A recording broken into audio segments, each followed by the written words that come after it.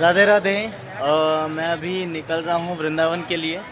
मैं रात को यहीं ठहरा था। ये आश्रम का नाम बता देता हूँ भैया। पितृ स्मृति विश्राम गृह पितृ स्मृति विश्राम गृह, ठीक है। राम घाट पे है। राम घाट पे है। आपको लोकेशन दिखाऊंगा, एकदम ब्यूटीफुल लोकेशन। और भैया ने बहुत हेल्प किया मेरा, ठीक है।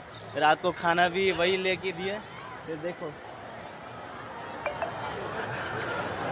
पूरा राम घाट के ऊपर ही है हम लोग स्थित है।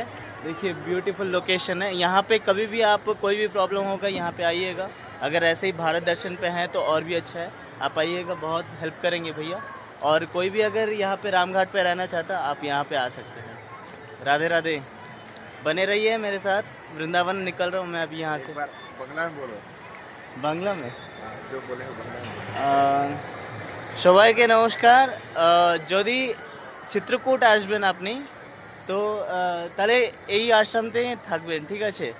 দাদা খুব ভালো মানুষটা, আর বেশি করে হেল্পও করে, ঠিক আছে। চলো আমি রাখছি, আমি দাঁড়ে দাঁড়িয়ে। রাধে রাধে।